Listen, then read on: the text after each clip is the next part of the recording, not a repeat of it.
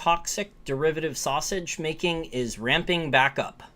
So Warren Buffett has called financial derivatives weapons of mass financial destruction, and then he goes out and buys a bunch of derivatives or makes derivative bets himself, although I think he did win the derivatives bet that was done in 2008 or 2009 that the U.S. general stock market indexes would end up much higher. So I think that derivatives bet paid off for him, but a lot of his investments in banks and insurance companies, they have unbelievably enormous derivatives exposure. So the last 4 to 5 months for derivatives, whether that's commercial mortgage-backed securities, leverage loans, which are businesses that do not have enough collateral, good enough collateral or good enough cash flow to go and get junk bond sales. So it's even worse than junk bonds are leverage loans. And then leverage companies that get leverage loans are then chopped up. These things are chopped up and diced like subprime mortgage-backed securities into collateralized loan obligations. Now, I've covered this on a number of different shows over the last 18 to 24 months, warning about this, and the prices of these CLOs, collateralized loan obligations, and leverage loans has had an enormous roller coaster over the last 6 or 7 months. But there's been, and I've been collecting these stories, and you could see some of them there on your screen, there's been a lot of rules changes directed towards leverage loans and collateralized loan obligations. And the Wall Street bank derivative, toxic sausage derivatives making machine is back in full force, and it looks like that they're going to be marketing this more towards retail investors for a bunch of different reasons. One of the marketing schemes is going to be the ability for people to earn a higher interest rate than government bonds with taking risks in these collateralized loan obligations. There is now a new exchange traded fund for tracking collateralized loan obligations, and this is probably the Orwellian misnomer of the year for 2020. They have named this collateralized loan obligation with a bunch of very risky underlying derivatives in there. It has been named AAA. That is its stock trading symbol. You can, it's so ridiculous. It's like the Patriot Act, I guess, of exchange traded funds. How, like, the Patriot Act really had nothing to do with patriotism. It's like the Patriot Act of exchange traded funds. So that's named AAA.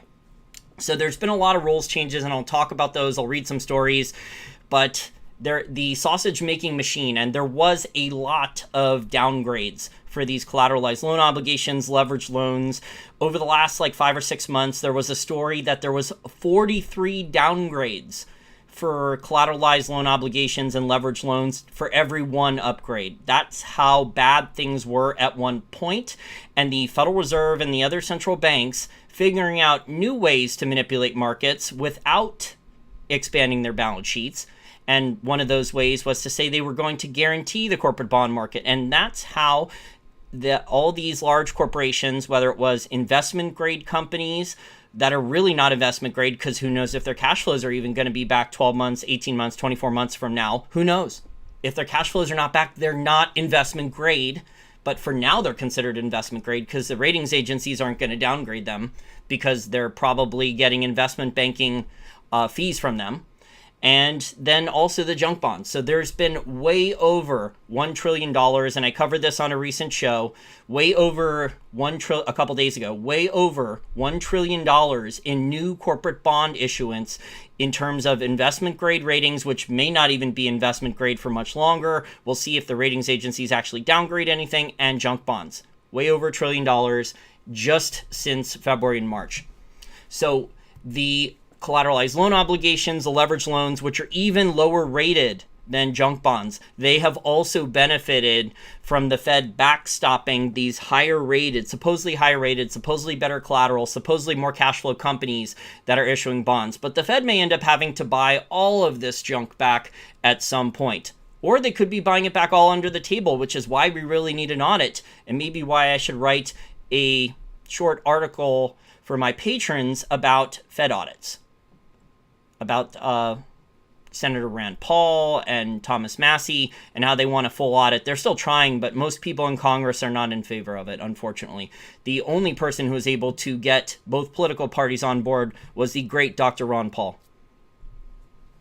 Okay, so let's talk about some of the craziness going on with the toxic sausage, which my friend George Gammon also uses now. But these derivatives really are toxic sausages. If you're not familiar with the 2008 financial crisis, a lot of it was these derivatives that were tied to real estate. So it was trillions of dollars, many trillions, over 5 trillion in derivatives that went bad that were tied to real estate. So they were mortgage-backed securities. They were subprime mortgage-backed securities. They were all these different types. They were collateralized debt obligations. All these, they were credit default swaps. All these different things. Credit default swaps were in corporations, so they were more tied to the banks and other companies. But all these derivatives, a lot of them in 2008, 2009, were tied to the real estate market. Now what worries me with the derivatives are you have these commercial mortgage-backed securities, which are tied to cash flow and property value of commercial real estate. So those have not gone bad yet. You've had Cerberus is repackaging near junk CMBS, commercial mortgage-backed securities, into top-rated securities. This story is from October 1st from Bloomberg News from Adam Temkin. Cerberus Capital Management is selling debt that packages commercial mortgage-backed securities, or CMBS, rated at the cusp of speculative grade. Probably should be rated even lower than that, but the ratings agency bias is always to keep the ratings inflated. Speculative grade into top-rated securities, a practice employed by collateralized debt obligations that contributed to the 2008 global financial crisis. So the stuff that was rated in 2008, 2009, a lot of the stuff that was rated AAA by the ratings agencies, it was rubber stamped. The stuff inside of these derivatives, inside of the mortgage-backed securities, the underlying mortgages, there was a lot of no-doc loans. There was a lot of fraud. There was a lot of ninjas, no income, no job, no asset mortgages, and the amount of bad mortgages and bad loans in there was enormous. And unfortunately, I think the same type of thing, this is not necessarily right now the problems are with residential mortgages right now, because the regulations went up enormously on those, at least for a while. But it looks like the games are back with the toxic sausage derivatives making machine with commercial real estate mortgage-backed securities and also leverage loans, which are related, which are below junk bonds, but they're still corporations. But these are corporations that have bad collateral, that don't have cash flow, that don't have profits. Some of them don't even have revenue. Some of them don't even have assets, actually. Some of them just have some of the fraud in the leverage loans are companies that have no revenue and have lied about their assets. That's how bad things are in the leverage loans. I've seen some examples of that from articles in the past. Not sure about now, but it would not surprise me at this point. As long as the Wall Street salespeople can play the game of hot potato, can play the game of musical chairs, and can collect their enormous fees and unload all of this garbage onto retail investors or onto pension funds before the game ends. And then that means if they're able to unload these derivatives onto suckers, normally the suckers are at the table are the pension funds, because they have enormous pools of capital, and the money managers at the pension funds, a lot of them don't know what they're doing, to be honest. They're either not working, they're not spending full time, or they won't hire good people. And then they get fleeced by hedge funds and private equity and Wall Street investment banks all the time. Anyways, the offering bundles so-called interest-only slices of commercial mortgage-backed securities rated the lowest tier of investment grade into 300 million of bonds with preliminary ratings of AAA by DBRS Morningstar, the senior portion of a 390 million transaction. Some market observers are concerned that these strips might eventually be subject to losses. Oh my God, you're telling me the derivatives are going to blow up and the Fed's going to have to buy them for 100 cents or more on the dollar? Like, this didn't happen in 2008, 2009. Looks like it's going to happen all over again. Maybe not exactly the same, but very similar. Quote, this is a CDO, said Jen Ripper, an investment specialist at Penn Mutual Asset Management in Horsham, Pennsylvania. Quote, there could be a real risk of some principal loss at the BBB- level, which most of these interest-only tranches are stripped off of. The deal comes at a time when the commercial mortgage-backed security market is in crisis, a victim of shutdowns. It's the cash flow problem I've been talking about for the last 6 to 8 months since the pandemic started. There was a cash flow problem before the pandemic. The pandemic has made the cash flow problem an order of magnitude, I would say, worse. Especially with real estate, because a lot of real estate investors, a lot of real estate ownership is with enormous amounts of debt with a lot of leverage. And that cash flow is needed to pay off mortgages, to pay property taxes, a lot of different things. Okay, the deal comes at a time of CBI market crisis, victim of shutdown stemming from the global pandemic that have battered revenues or cash flows for malls, hotels, and other commercial properties that back the debt. But the challenges also mean that hedge funds are looking for opportunities to profit amid the fallout. The transaction is being referred to as a, quote, re-securitization in deal documents seen by Bloomberg. Those marketing materials say it is structured so that cash flows are protected from both prepayments and losses. Deals backed by about 9,300 mortgages, 27.6% of which are office space, 25% are retail, 15.5% hotel, while the rest is a mix of other commercial real estate sectors. Initial marketing materials show the short duration of the product. The AAA slice matures in just 2.2 years, and the top shelf rating could attract yield-hungry investors. So people that are desperate for any income or yield, mostly pension funds, and the pension funds normally are the suckers at the table. Pension funds got suckered on the shale bubble. Pension funds got suckered in the 2008 financial crisis. I mean, there's a long pension funds get suckered all the time. For sports stadiums, they get suckered for pretty much everything. Quote, I'm sure the ratings are what's driving the demand, said Jason Kalan, head of structured assets, Columbia Threadneedle Investments. CMBS, commercial mortgage-backed security interest-only strips, are linked to the performance of corresponding bonds with the same ratings that pay both principal and interest. They represent securities backed by the excess interest generated from a pool of commercial mortgages. A representative from DBRS Morningstar said the ratings are still pending and that no pre-sale report was available yet. A representative for Cerberus didn't immediately provide a comment.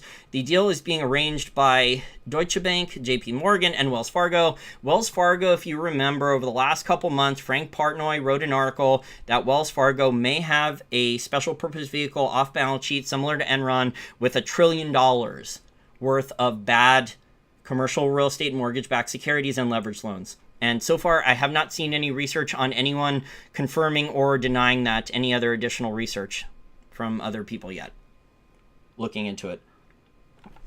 JP Morgan and Deutsche Bank declined to comment. Press officer Wells Fargo didn't immediately provide a comment. Okay, this other article. First ETF tracking $700 billion collateralized loan obligation or CLO market starts trading. This article is from September 9th by Catherine Grayfield from Bloomberg. And the value, there's a really good chart here showing how the price of leverage loans absolutely, completely, and totally collapsed in February, mid to late February and March. But by the first week of April, when the Fed stepped in with press releases to manipulate the market instead of actually expanding their balance sheet and buying a lot of the corporate investment-grade corporate bonds and the junk bonds, the Fed didn't have to expand its balance sheet yet at that point to manipulate. All they had to do to manipulate what in these markets was to just issue press releases. However, it is still manipulation. So the deflationistas, it's still manipulation, whether the Fed expands its balance sheet or not. In these markets, and I'm using air quotes, you can't see them. Investors will now have the first chance to buy collateralized loan obligations through an exchange-traded fund. What could possibly go wrong? Oh my God. I'm being sarcastic there. Some of you are going to say, I know what could go wrong. You don't. You're not an expert. I was being sarcastic. The AAF First Priority CLO Bond ETF begins trading on the New York Stock Exchange under the ticker AAA, Alice, on Wednesday. The fund tracks the highest rated collateralized loan obligations and is actively managed, according to Alternative Access Funds co-founder Peter Koppa, who previously worked as a money manager at Marathon Asset Management. While many loan exchange-traded funds exist, AAA is the first focus on collateralized loans to debut so that retail investors can be suckered even more. Oh, I added that extra part. Collateralized, although maybe in the short term they will benefit because the Fed can manipulate the bond market higher, and then maybe if things do crash, maybe if the bonds do crash again, and the leverage loans crash, and the collateralized loan obligations crash again, the Fed can issue more press releases saying, we're going to buy those ETFs, we're going to buy those ETFs, and then they will rally. So maybe you could actually trade the manipulation, maybe. I wouldn't do it, but maybe. CLOs, collateralized loan obligations, which package and sell leveraged loans into chunks of varying risk and return, have drawn scrutiny in recent months after the global pandemic ignited a wave of corporate distress. Veterans of the $4.7 trillion exchange-traded fund, or ETF industry, have warned that packaging the loans into funds that are easily accessible could pose a risk to retail investors, but the whole purpose of a lot of these things is to steal from retail investors. Because we know that the regulators aren't going to do much to stop it. Unfamiliar with the $700 billion collateralized loan obligation market, because on a relative basis, the yield returns from owning collateralized loan obligation exposure is going to be higher than normal government bonds or investment grade bonds or even junk bonds. But the industry's performance through the 2008 financial crisis and the global pandemic shows that it's appropriate to offer collateralized loan obligations in an ETF, Copa said. Quote, these particular bonds have maintained their AAA rating through a variety of market sell-offs, maybe because the ratings agencies were told not to downgrade them. I added that part. And we think that it's a testimony to it being a good product and reasonable for retail investors to have access to. Copa said in a phone interview, while collateralized loan obligations don't typically appeal to retail investors, an ETF would, or exchange-traded fund, would in theory make them far more accessible. CLOs, collateralized loan obligations, are a cousin of collateralized debt obligations, which became notorious for their starring role in the 2008 financial crisis. Watch The Big Short, the movie, or read the book from Michael Lewis. The book has more details. The movie was more interesting. Although they dumbed down a lot of the stuff in the movie, but at least it was interesting. There are several, also Margot Robbie in a bathtub, remember? There are several major differences, however, not least that collateralized debt obligations bundle loans to consumers rather than businesses. Though other issuers have submitted plans for CLO collateralized loan obligation ETFs, there's even more coming to the market. That's another red flag, just like these special purpose asset companies, these SPACs that are going to be dumped on retail investors too. AAA is the first to begin trading. Janus Henderson filed for a top-tier rated CLO ETF in July, which is expected to debut in October should the Securities and Exchange Commission approve it. Quote, my chief concern is education to the retail community, GTS Mishler principal Reggie Brown said in a Bloomberg terminal and radio interview last month. Professional investors, they'll get it right. My concern is mom and pop retail. Education may not be as high for certain retail investors. AAA, the ETF, the collateralized loan obligation ETF, will charge 25 basis points. It's the first exchange-traded fund to be launched by Alternative Access Funds, which was co-founded by the guy Kappa, who was mentioned in the article a bunch in the interview in 2018. And finally, let's see here. This is the other major story I thought was important on July 2nd, Bloomberg News, and also Bloomberg's law website, which goes through laws. And again, this is a common theme with governments and large corporations, and especially the banks and central banks, is rules changes. Rule number one is they will change the rules. And apparently now collateralized loan obligations will get Volcker rule reprieve to buy more than just leveraged loans, because some of the leveraged loans are probably so bad, and some of them have collapsed already and they're lying about it, that they can't even put enough leverage loans into some of these toxic derivative sausage, radioactive toxic derivative sausage, to sell. So they need more product. They need to put more ingredients, toxic ingredients, into the sausage so it looks like sausage, so they can sell it to suckers, pension funds, and retail investors.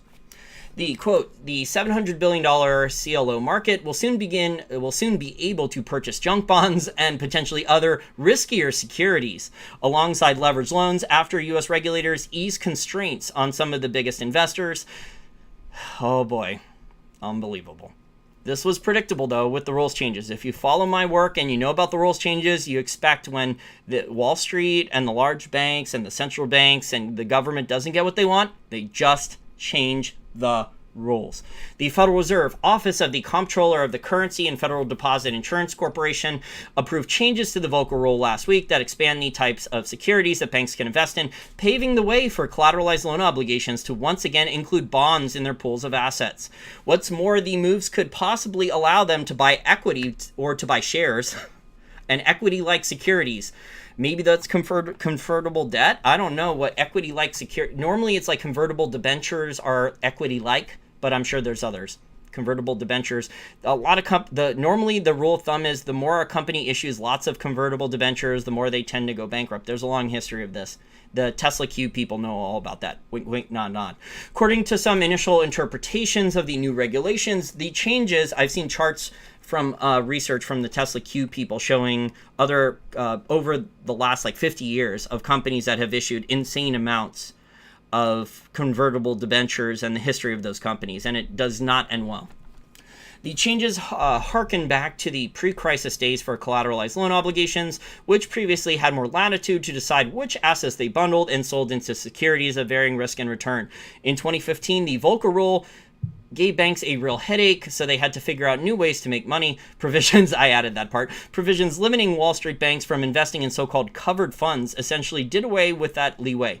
Beginning October 1st, those restrictions are expected to change, allowing collateralized loan obligations to have bond buckets of up to 5% for now, and they could probably change that if they want, because the goalposts are constantly moving and the rules are constantly changing, of their assets without being considered covered funds. Quote, I welcome the bond bucket coming back, said Lawrence. So the bond bucket, in my opinion, the bond bucket is where these bonds that are issued, they can dump them into the collateralized loan obligations if Wall Street cannot sell the bonds individually to high net worth, family offices, hedge funds, or in a bond fund to retail investors or to pension funds. So the bond bucket now, because Wall Street is selling an insane amount of corporate bonds at investment grade junk bond, the bond bucket now gives the Wall Street banks the ability to dump any bonds that they cannot sell, put in bond fund ETFs, or sell individually to retail investors or pension funds, sell the individual bonds. They can dump them now in collateralized loan obligations, and if they have to, they could probably even change the amount of bonds that they can dump in there too. Quote, I welcome the bond bucket coming back, said Lauren Basmajian, a senior portfolio manager, Carlyle Group. Oh yeah, there's another red flag, Carlyle Group. There's more opportunity, which Jerome Powell, I think also, he created their bond trading desk, their private equity and bond trading desk, Jerome Powell, head of the Fed. Carlyle Group. There's more opportunity to profit with a bond, quote, because they have stronger call protection. Bonds have more upside than a loan. You could build 10 basis points profit by using a bond bucket. So that's only the upside. The downside is that they dumped all these bonds that no one wants because they're too risky and will blow up. They dumped them into collateralized loan obligations, which they're going to be selling these collateralized loan obligations as a higher income investment to potentially people like my grandma, like what happened in 2006, 2007, 2008 before she passed, how she had hundreds of thousands of dollars, many hundreds of thousands of dollars in bad real estate investment trusts and bad mortgage-backed securities that literally blew up. A lot of them were down 90% or more by the time my dad and I had a chance to look at them. So these salespeople for the money managers, the bond funds and CLOs, they're talking about the upside relative to other bonds that are safer, that they can earn 10 more basis points. They're not talking, because in an investment framework, you have to look at risk versus reward, cost versus benefit. They're only talking about the upside here to sell it. They're not talking about the downside of bad bonds if they blow up. CLO tranches of every credit quality rebounding after plunging in March. No surprise there, the Fed was able to manipulate the bond market and get a bunch of bond sales without actually having to expand their balance sheet that much. Congratulations to the Fed are in order. They figured out the right combination. As I wrote articles for my patrons, while the stock market and bond market were still crashing, the Fed would do all types of rule changes and press releases and market manipulations to figure out the right toxic witch's brew of market manipulation to get things to rally, like what has happened with stocks and bonds, so they could sell more bonds. The key is selling bonds, because all these companies have enormous cash flow problems. They have to sell bonds, because if they sell shares, the stocks would crash. If they sold a lot of equity, the stocks would crash. Changes come at a time when collateralized loan obligations are under heightened scrutiny amid a surge, and then maybe later the Fed will buy back the bonds, because the Fed already owns now 22,000 different securities, and a lot of those have to be bonds. The changes, and this is why we need a real Fed audit, like what Rand Paul and Representative Thomas Massie of Kentucky and Dr. Ron Paul want. Dr. Ron Paul even wrote an op-ed at the end of June talking about the Fed's corporate bond purchases of individual bonds, saying he does not believe anything the Fed says, and how the Fed is probably buying many, many trillions more in corporate bonds, junk bonds, leverage loans than the Fed is saying. The changes come at a time when collateralized loan obligations are under heightened scrutiny amid a surge in downgrades among the leverage loans that they buy. New vehicles are already, let me see what this article was from July. So the leverage loans in July still were falling, but they're also now a couple months later, they're starting to rally again, which is why Wall Street is talking about making it easier to get the Robinhood crowd to buy. So this article was end of July. Collateralized loan obligations are about to get easier for the Robinhood crowd to buy. From Bloomberg. Catherine Grayfield. At a time of mounting corporate defaults and deepening economic gloom, a new fund may be about to bring collateralized loan obligations to the masses. James Henderson is planning U.S. exchange-traded fund that will seek floating rate exposure, high-quality CLOs. This article is a little bit different than the other CLO I was talking about with the CLO ETF. That one was from, let me go back here. That was from September 9th, first ETF tracking, and this one was from July 31st.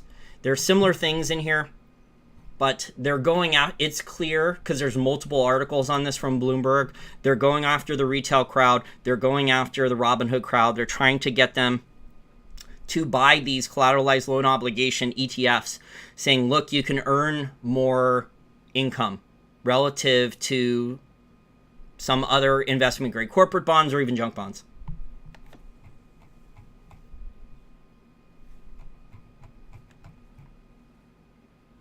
Okay, we're almost at 30 minutes. I will answer some super chat questions. I have a bunch of other similar related articles that will be below this video in the information and description section. Super chat from Dmitry Shmerkovich. Thank you for the $10. It is much appreciated. He is also one of well over 1,000 Patreon account contributors I have per month. There is a lot of articles, well-researched articles, audio podcasts, and charts behind the paywall. There are well over 100 pieces of unique content that a lot of the research is not available anywhere else, because I use the Austrian School of Economics, because I dig into some central bank documents and find things in the footnotes that you won't find anywhere else. Okay, Dimitri asks, how about Biden 2020 trade? Short gold, short VIX, long S&P 500. Feel better, Jason? We need you. Okay, well, we'll see. Biden's tax proposal, there is an article behind the paywall for Patreon account contributors over the last, I think, 4 months. And I put out an article talking about Biden's tax proposals. What Biden says in public is very different than the tax proposals listed on his website. The tax proposals are proposing an enormous increase an enormous increase in taxes for dividends. So depending upon your income bracket, a lot of people right now pay 10 to 15% taxes on dividends if you are an American citizen. The taxes for dividends under Biden's tax proposal could go to 39%. That is an enormous increase in taxes on dividends. And a lot of people who are reliant on dividend checks for their income, retirees, it's not good. Also, Biden has a proposal in there on his website to eliminate the 1031 tax exchange for real estate investors. And there are a lot of real estate investors that are not libertarian and not Republican. So I don't know how that's going to handle too. They must have not looked on Biden's tax website while they write Biden donation checks. But Biden is proposing an insane amount of taxes. Also, Biden is talking about transaction taxes, although they are small, on stock trades and bond trades. However, if you do a lot of stock trading and a lot of bond trading, it adds up very, very quickly. So if you do hundreds of trades a week or hundreds of trades a month, the transaction taxes for trading stocks and bonds for you will be enormous. Is that going to be good for stocks?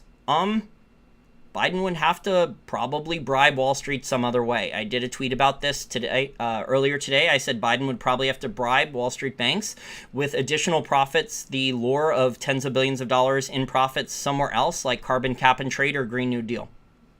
Because if that tax plan stays, if Biden does win the election and the tax plan stays as it is on his website, it's looking real bad. It's not going to be good for asset prices. It's going to hurt the average retail investor, even like high net worth people. And there's a lot of real estate investors I know that do 1031 tax exchanges. And according to Biden's new tax plan, every single real estate transaction, you have to cash out.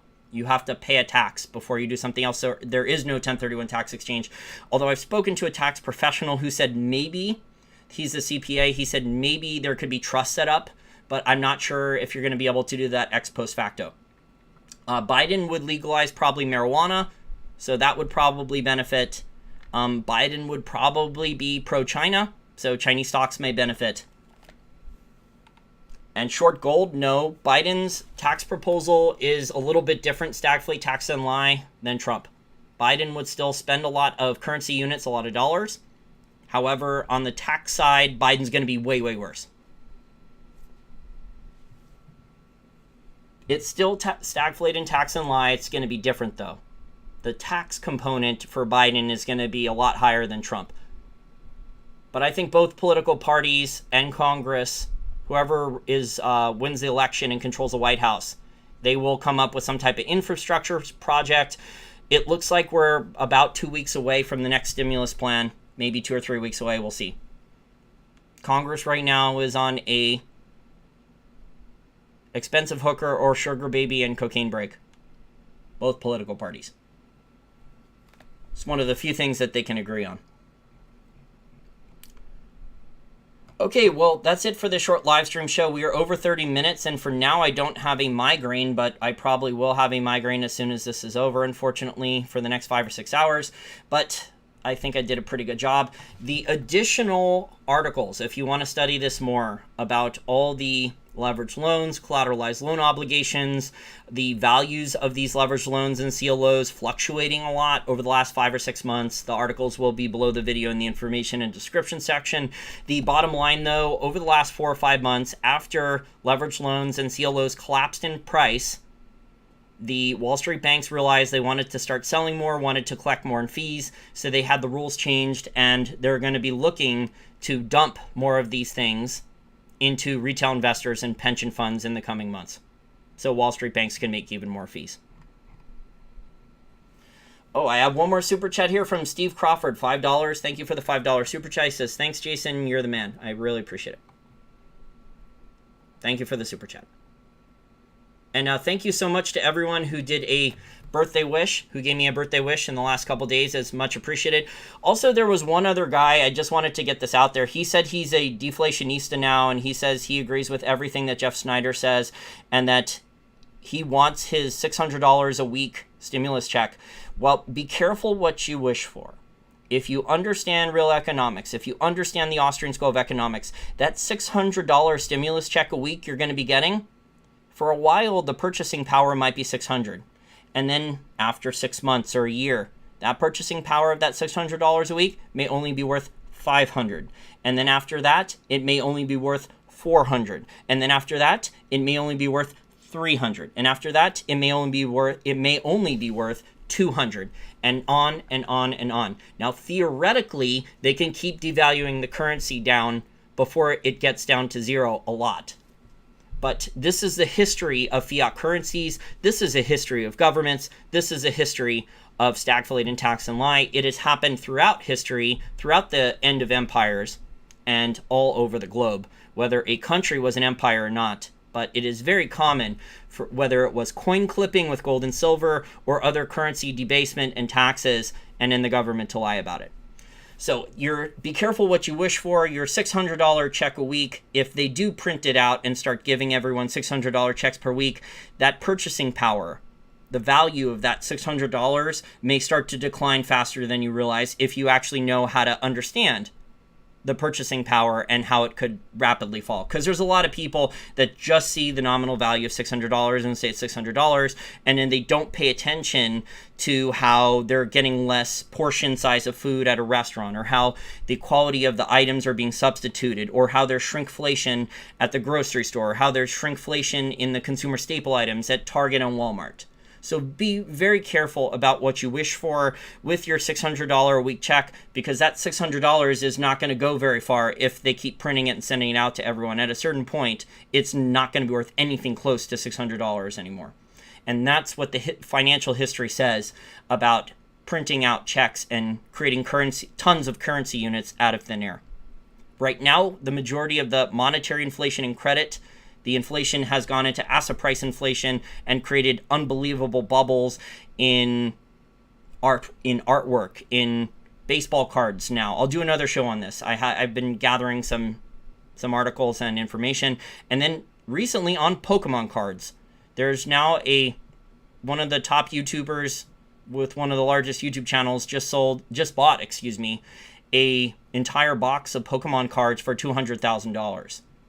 So I would call that a bubble. Maybe it's like the Beanie Baby bubble. Maybe it's like the Beanie Baby bubble. Anyways, welcome to Dystopia. And all these types of distortions are all explained by Richard Cantillon and the Cantillon effect. Because all prices in an inflationary environment with lots of currency creation from all these different governments and central banks, prices do not rise evenly. Distortions are created. If interest rates are manipulated, maybe robotics get funded. But then do you really think, as a customer or consumer of a restaurant, do you think you're going to be getting that savings if that restaurant or restaurant owner or restaurant company makes investments into robotics or automation screens? If they save some money on their costs, do you think you're going to be paying less money for your food? I very seriously doubt it. In fact, all the restaurants that have touch screens now in automation, I haven't seen their prices fall. Let's just put it that way. So the customer, the consumer, does not benefit from the business owner, their costs being reduced.